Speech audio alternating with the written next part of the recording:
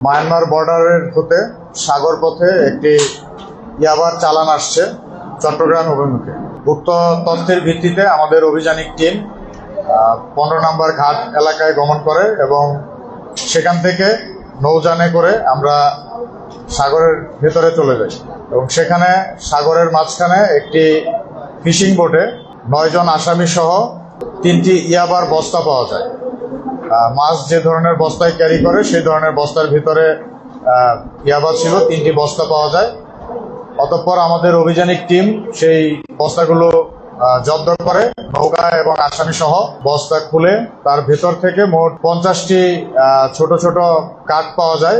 এক একটি কাঠে সাধারণত 10,000 করে ইয়াবা থাকে এবং 50 কাঠে মোট 5 লক্ষ ইয়াবা জব্দ করা হয়। উল্লেখ্য যে এখানে যে আসামি ছিল 9 জন আসামির মধ্যে 5 জন আসামি রোহিঙ্গা এবং 4 জন বাংলাদেশি। রোহিঙ্গা আসামিরা হচ্ছে সৈয়দ আলম, সুলতান আহমেদ, মোহাম্মদ ইউসুফ, মোহাম্মদ কাসিম এবং মোহাম্মদ ইসমাইল। তারা সবাই কক্সবাজারের যে রোহিঙ্গা ক্যাম্পগুলো রয়েছে এই বিভিন্ন ক্যাম্পে তারা বসবাস করে এবং তারা এই ইয়াবা ব্যবসায়ের সাথে বেশ কিছুদিন যাবৎ জড়িত আছে বলে তারা নিজেরাই স্বীকারোক্তি দিয়েছে।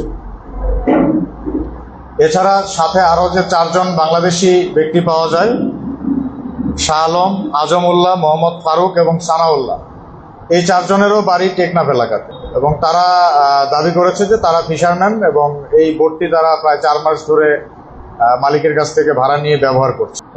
ইয়াবা এবং আসামি সমূহ জব্দ করার পরে আমরা এগুলো গণনা করি এবং তা অতঃপর 15 নম্বর ঘাটে নিয়ে আসি। এর পরবর্তীতে আইনানুগ যে ব্যবস্থা তাদের বিরুদ্ধে গ্রহণ করার কথা সেই অনুযায়ী আমরা আইনানুগ ব্যবস্থা গ্রহণ করি।